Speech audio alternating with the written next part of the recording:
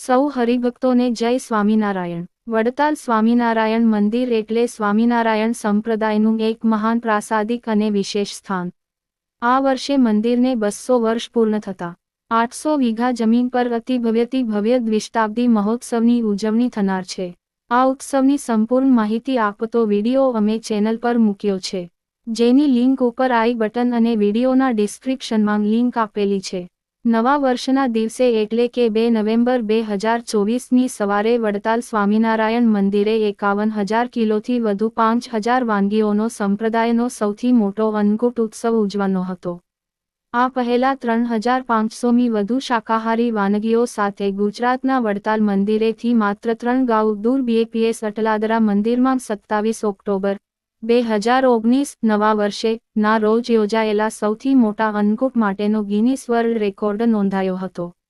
તારીખ 2 નવેમ્બર 2024ના દિવસે સ્વામિનારાયણ સંપ્રદાયના તીર્થધામ વડતાલ ખાતે શનિવારે સવારે 6:30 વાગ્યે શ્રીલક્ષ્મીનારાયણ દેવ દ્વિશતાબ્દી મહોત્સવ અંતર્ગત 5,000 વાનગીઓનો 51,000 કિલોથી વધુનો મહાઅન્નકૂટ થાળ ઉત્સવનું ઉદ્ઘાટન આચાર્ય મહારાજ તથા મંદિરના ચેરમેન દેવપ્રકાશ સ્વામી તથા મુખ્ય કોઠારી ડોક્ટર સંતવલ્લભદાસજી સ્વામીના વરદહસ્તે કરવામાં આવ્યો હતું। ત્યારબાદ આચાર્ય મહારાજ તથા સંપ્રદાયના વડીલ સંતો અને યજમાન પરિવારના સભ્યો દ્વારા મહાઅન્નકૂટની આરતી ઉતારવામાં આવી। આ ઉત્સવમાં સમગ્ર ગુજરાતમાંથી આવેલા સંસદ સભ્યો, ધારાસભ્યો, ઉદ્યોગપતિઓ, ધારાશાસ્ત્રીઓ, વિવિધ યુનિવર્સિટીના કુલપતિઓ તબીબો દ્વારા દર કલાકે મહાઅન્નકૂટની આરતી થઈ હતી। અન્નકૂટ દર્શનનો સમય સવારે 8 વાગ્યાથી સાંજે 7 વાગ્યા સુધી રાખવામાં આવ્યો હતો। આપણે સૌ જાણીએ છીએ કે ભગવાન સ્વામિનારાયણે પોતાની હયાતીમાં જે 6 મંદિર બનાવ્યા તેમાં પોતાની મૂર્તિ પધરાવવી હતી, પણ તે શક્ય બન્યું નહીં। તેથી વડતાલ મંદિરમાં જે હરિકૃષ્ણ મહારાજના નામે જે મૂર્તિ પધરાવવામાં આવી છે, એ ભગવાન સ્વામિનારાયણના બીજા નામે પોતાની પ્રથમ મૂર્તિ પધરાવી હોય તો તે છે વડતાલના હરિકૃષ્ણ મહારાજ। હરિકૃષ્ણ મહારાજમાં સાક્ષાત ભગવાન સ્વામિનારાયણ રહ્યા છે અને લાખો ભક્તોની પ્રાર્થના સ્વીકારીને તેમના સંકલ્પો પૂરા કરેલા છે અને હજી કરે છે। દર પૂનમે લાખો ભક્તો દર્શને આવે છે, પણ આજ સુધી કોઈ ભક્તને અકસ્માત કે કોઈ વિઘ્ન આવ્યું હોય તેવું બન્યું નથી અને પૂનમના દિવસે લાખો ભક્તો મંદિરમાં પ્રસાદ ગ્રહણ કરીને જમે છે, તેમાં પણ ક્યારેય પ્રસાદ ખૂટ્યો હોય તેવું બન્યું નથી। એ હરિકૃષ્ણ મહારાજનો ચમત્કાર જ છે। આજે પણ દર વર્ષે દેશ વિદેશના તમામ સ્વામિનારાયણ સંપ્રદાયના મંદિરોમાં નવા વર્ષના દિવસે ભગવાન સમક્ષ અન્નકૂટનો થાળ ધરાવવામાં આવે છે। તે તમામ અન્નકૂટ થાળમાં તમામ મંદિરોમાં ભગવાન ભોજન ગ્રહણ કરતા જ હોય છે। જેમાં જ્યારે અન્નકૂટ ઉતારવામાં આવે ત્યારે ધ્યાનથી જોઈએ તો અન્નકૂટમાં લિક્વિડ કે શરબતના ગ્લાસ અધૂરા થયેલા હોય છે। મિષ્ટાન્નમાં પણ કોઈએ બટકું ભર્યું હોય એ રીતે ચોખ્ખા દર્શન પણ થાય છે। આ જ રીતે વડતાલ મંદિર આ મહા અન્નકૂટ થાળને હરિકૃષ્ણ મહારાજે ગ્રહણ કર્યો હતો।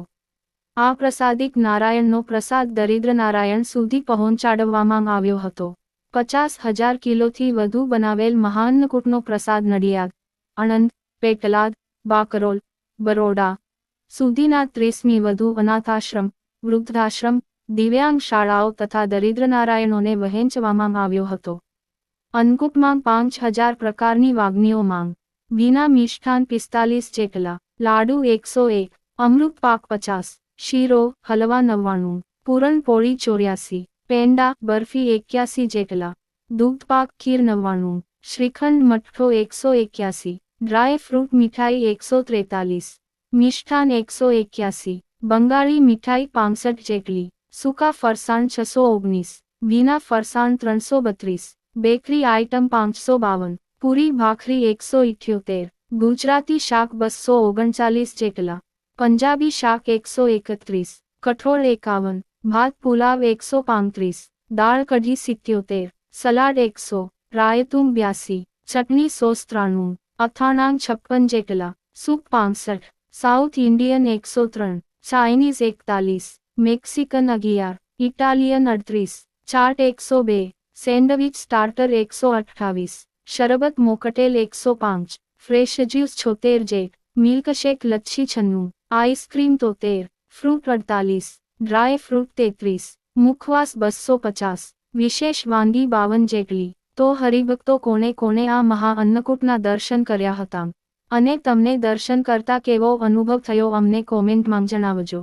અને જય સ્વામિનારાયણ લખીને આ અન્નકૂટ મહિમાના દર્શન બીજા હરિભક્તોને પણ વિડીયો શેર કરીને દર્શન કરાવો. અને હા વિડીયોને લાઈક કરવાનું ભૂલતા નહીં.